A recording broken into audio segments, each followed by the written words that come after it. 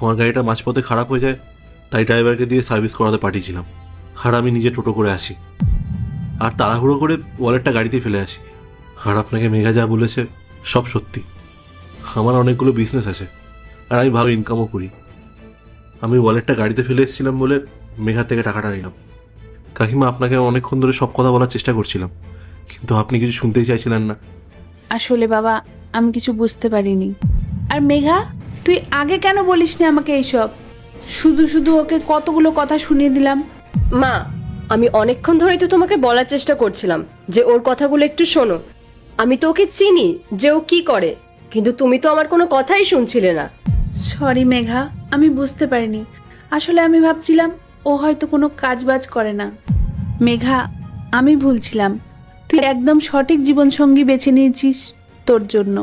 কাকিমা, আমি মানছি ও আপনার মেয়ে হয়, তাই চিন্তা করাটা স্বাভাবিক। ও সঠিক জীবনসঙ্গী বেঁচেছে কিনা সেটাও দেখার আপনার দায়িত্ব। কিন্তু কাকিমা, আপনাকে অনেকক্ষণ ধরে আমি বোঝার চেষ্টা করছিলাম, কিন্তু আপনি কিছু শুনতেই চাইছিলেন না।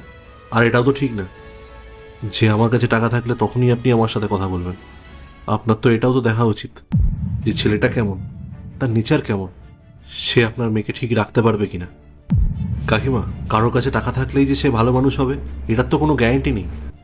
আমার মনে হয় আগে ছেলেটাকে দেখা উচিত। সেই ছেলেটা আপনার মেয়ের জন্য সঠিক কিনা সেটাও বোঝা উচিত। সব কিছু বুঝে শুনে তারপরে নিজের মেয়ের জন্য ডিসিশন নেওয়া উচিত। সরি ইন্দ্র, আমার ভুল হয়ে গেছে।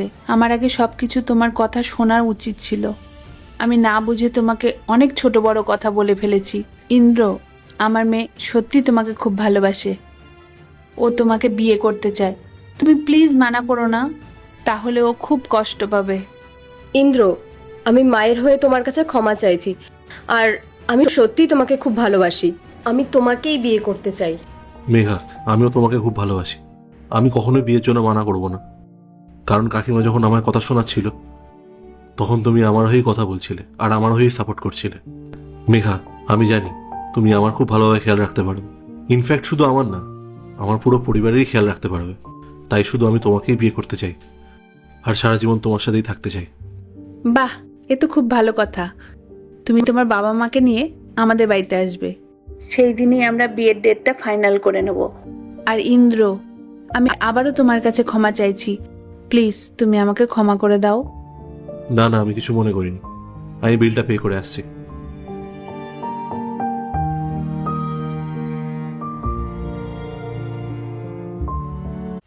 পার্ট 2 দেখতে সাবস্ক্রাইব করো ভেলকু 78M।